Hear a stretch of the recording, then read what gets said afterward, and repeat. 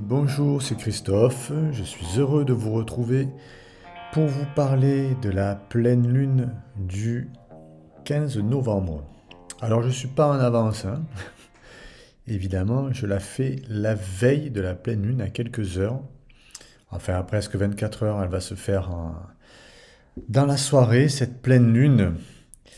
Donc j'espère que depuis le temps, vous allez bien, que vous arrivez à avancer un peu au rythme de ce que nous montre le ciel, en écoutant mes conseils autant que possible.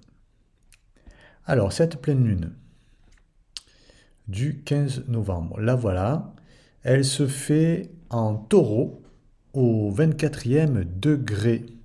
Donc de ce signe vénusien, le soleil est ici en scorpion.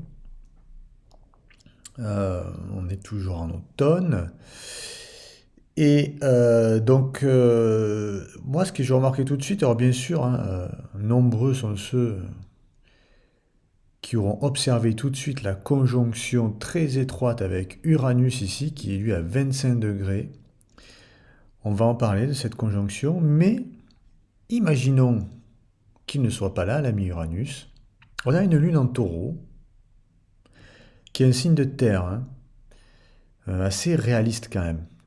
Un signe qui est très ancré dans la matière, qui ne perd pas le sens de la logique, enfin, qui comporte un certain ordre, et puis qui se satisfait très bien, et qui recherche d'ailleurs les plaisirs liés à la Terre, les plaisirs quelque part matériels, voire charnels, ok, puisque on est dans l'axe aussi taureau-scorpion. C'est un axe assez sensuel, déjà, très assez charnel. Mais c'est pas là où je voulais en venir. Là où je voulais en venir, c'est que la Lune est en taureau et Vénus qui maîtrise le signe taureau, donc on est chez Vénus là. Vénus, elle est en Capricorne. Autre signe de terre. Hein, je vous rappelle qu'il y a trois signes de terre là, taureau, Capricorne et la Vierge. Alors, si le maître de cette lunaison, une lunaison en taureau, si le maître de cette lunaison Vénus est en Capricorne, c'est qu'on est particulièrement, ou qu'on est dans une pleine lune particulièrement réaliste. Ok. Une pleine lune qui laisse pas a priori trop de place. euh, Allez, disons-le maintenant, mais après on va dire le contraire, à l'imprévu, hein. On aime bien anticiper dans les signes de terre quand même. On aime bien ne pas se faire surprendre. Alors d'ailleurs, c'est là qu'on va observer certainement une espèce de petite contradiction pour un signe de terre avec Uranus. Vous voyez, Uranus qui est la planète qui maîtrise le signe du Verseau, signe d'air, et certainement le plus turbulent des signes d'air. Le fait qu'Uranus soit planète qui maîtrise un signe de terre très imprévisible en fait, c'est une planète d'imprévisibilité. Dans un signe comme ça, donc conjoint à la Lune, dans un signe qui aime bien anticiper les choses, qui aime bien ne pas trop être surpris, voilà, ça fait apparaître une contradiction. Et donc, eh bien, j'ai envie de dire qu'il va falloir être peut-être un peu regardé de près, à devoir en tout cas accepter qu'il y a une part de choses qui nous échappent, qui échappent au contrôle. Ok. Uranus, c'est vraiment la planète, c'est tout le contraire par exemple de Saturne. Uranus, c'est une planète imprévisible qui échappe au contrôle, qui ne supporte pas euh, tout ce qui est prévu à l'avance. Ok. Elle évolue pas sur des rails. Et voilà un peu qui vient perturber, en tout cas, cette pleine lune. Et on peut s'attendre donc à des événements vraiment soudains, des imprévus, et qu'il va quelque part falloir accepter. Alors, c'est- par contre, j'en ferai pas un drame. Pourquoi? Parce que cette lune, elle est quand même bien sous-tendue par Neptune et Pluton. Alors déjà, Neptune, surtout par Neptune, je pense, hein, parce que Neptune est au 27 degrés, dans l'orbe et ça est assez serré. Déjà, Neptune adoucit tout. Hein. Donc ce sextile-là, vous voyez ce petit trait bleu ici, qui décrit un angle de 60 degrés entre Neptune et la Lune, il adoucit. Voilà. Hein. C'est un aspect qui adoucit un peu le côté un peu rugueux de la conjonction à Uranus. Alors, ça ne sera pas majeur, on est d'accord que là, dans cette configuration, c'est Uranus qui tient les rênes. Hein. Donc on va dire qu'il y a quand même un aspect imprévisible à cette pleine lune, on ne peut pas le lui enlever. C'est pas Neptune qui va lui enlever, mais elle peut adoucir. Et puis on a Pluton, qui, la lune donc est au trigone de Pluton, vous voyez ce grand trait bleu là qui traverse. Donc il y a quasiment 60 degrés entre les deux. Et c'est un, avec Pluton, enfin avec un trigone en tout cas, on a en général, c'est un aspect qui facilite les choses. Bon là, il se trouve que c'est Pluton, hein, donc avec Pluton, on est toujours dans une forme d'entre-deux. Ok, les transits de Pluton sont toujours restent sombres malgré que ce soit des, euh, des, des aspects harmoniques. Vous voyez, avec ce joli trait bleu là, ça reste Pluton, donc il y a quelque chose un peu sombre, quelque chose un peu qu'on peut aller chercher, qui peut aller parfois à l'encontre des règles. Mais Uranus adore aller à l'encontre des règles.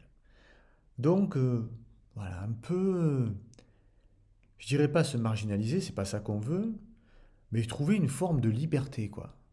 Ne pas tout le temps se retrouver sur les rails, faire comme tout le monde, ok. Essayer d'être un peu original, voilà. Uranus, c'est l'original du zodiaque, c'est le rebelle, ok. Donc il y a peut-être une façon de se rebeller, de dire non, en fait, et de ne pas obéir systématiquement. Donc voilà, il y a quand même un beau potentiel de rébellion. Alors il faut voir en taureau hein, ce que ça va donner avec la Terre, la nature, en termes d'astrologie mondiale. En taureau, on est sur les territoires. Alors ça m'amuse un peu moins parce que revendication territoriale. Vous voyez? Lui qui revendique. Donc Uranus, c'est aussi une planète de fraternité, c'est une planète d'équité. C'est quelqu'un qui veut rassembler et qui veut supprimer un peu toutes les inégalités. Hein. Donc cette conjonction Lune-Uranus en taureau, eh bien écoutez, il y a un côté territorial, voilà. Ouais, il y a un côté territorial. J'irai pas plus loin là-dessus. Quant à Vénus en Capricorne, bon, ben, Vénus, la planète de l'amour, Capricorne, le signe le plus froid du zodiaque. Évidemment, c'est pas là où on peut ressentir les sentiments les plus chauds. Donc peut-être un peu difficile si vous étiez déjà dans des situations, on va dire, pas très réjouissantes, en tout cas pas très amusantes. C'est pas dit que ça continue, enfin c'est pas dit que ça change, pardon. Et voilà, on peut traverser une période un peu de, ouais, de sécheresse, quoi, parce qu'en Capricorne, on assèche, hein, on assèche les cœurs. Saturne qui maîtrise Vénus, il est là, parce que Saturne maîtrise le Capricorne. Eh bien, il est au carré de Jupiter et de Mercure. Alors ça, on va dire, c'est un double carré, parce que du coup, Jupiter et Mercure sont opposés. Jupiter, oui, il n'y a que des traits rouges, il y a trois traits rouges. Hein. Et donc Jupiter et Saturne sont en carré, les deux planètes qui ont un rapport avec l'évolution sociale. Et Mercure, la communication. Mercure est en Sagittaire. Sagittaire, c'est la quête, c'est la découverte. C'est un signe de découverte. On est un peu en panne sèche, semble-t-il, de ce côté-là. Je pense que c'est pas maintenant que vous allez pouvoir faire, que vous allez pouvoir montrer vos plus belles idées. En tout cas, ça vaut peut-être le coup de les laisser mûrir encore un peu. Même si la pleine lune nous dit de, voilà, d'accepter un peu cette part d'imprévu. de nouveauté. La nouveauté, c'est ça, Uranus, c'est ça aussi la nouveauté, hein. Mais voilà, j'ai bien peur que côté mental, ce soit bien freiné, que ça avance pas beaucoup, hein, que les idées soient un peu en panne sèche. Jupiter est en Gémeaux, mais il est rétrograde. Donc Jupiter est dans le signe de Mercure, Mercure est dans le signe de Jupiter, hein. Donc l'expansion de la pensée, pour l'instant, c'est pas trop ça. Mais quand même, Jupiter voilà, il y a peut-être toujours moyen de communiquer avec Jupiter quand il est en Gémeaux, mais voilà, là, ça semble pas non plus être la meilleure période. Si on regarde Mars maintenant, Mars il ralentit, ralentit, ralentit, hein, à partir du sixième degré, là, quand il va avancer un peu, après il va se mettre à rétrograder. Il est opposé à Pluton, donc voilà, moi j'aime pas trop quand les deux sont en aspect dissonant, avec une pleine lune assez imprévisible. Mars et Pluton opposés, donc voilà, il s'agirait pas de mettre le feu aux poudres. Mars en Lion, en plus un signe de feu.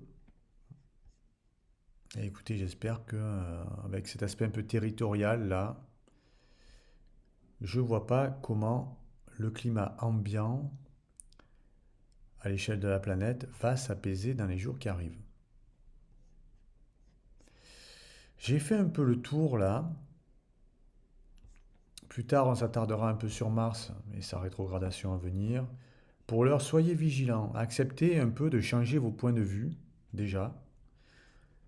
Mais n'en faites pas non plus un pataquès. C'est peut-être pas non plus le moment de montrer que vous avez compris. Non, on n'a pas encore compris. Avec ce Saturne au carré de Mercure, il y a encore à laisser mûrir les choses, ok? Mais à accepter d'introduire la nouveauté. Voilà. Introduisez de la nouveauté et laissez mûrir les idées. Il faut les laisser mûrir, c'est pas le moment, ça n'a pas germé encore. Voilà ce que je voulais dire pour cette pleine lune. Je m'y suis pris un peu tard, c'est vrai, mais il n'est jamais trop tard. Je vous invite à me contacter si vous avez des questions. Et puis, on se retrouve bientôt. Je vous dis au revoir, à bientôt.